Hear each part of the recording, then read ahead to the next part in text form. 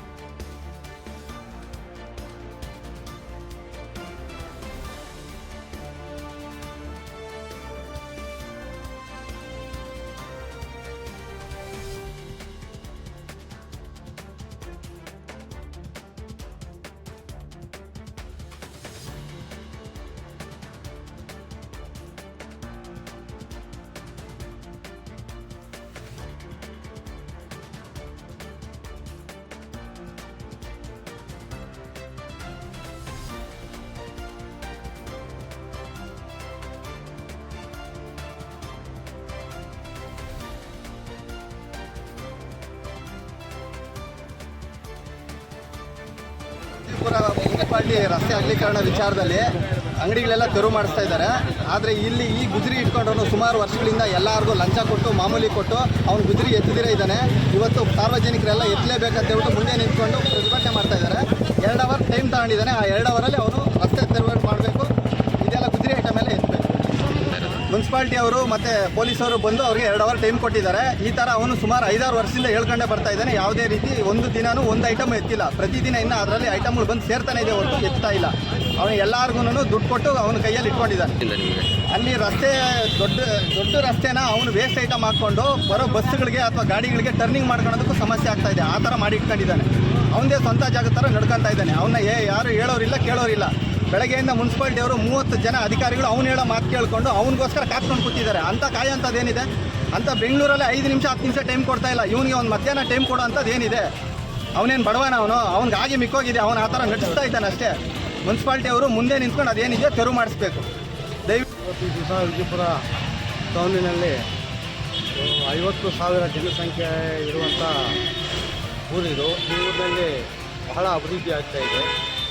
Chikkaballapur road ಅಗಲೀಕರಣ ಆಗ್ತಾ ಇರೋದು. ಅಕ್ಕಪಕ್ಕದಾಗಿರೋ ಅಂಗಡಿಗಳೆಲ್ಲ ತೆರವುಗೊಳಿಸ್ಬಿಟ್ಟು ಮತ್ತೆ ಒಂದೊಂದು 2 ಅಂಗಡಿ ಅಲ್ಲೇ ಇಟ್ಟವ್ರೆ.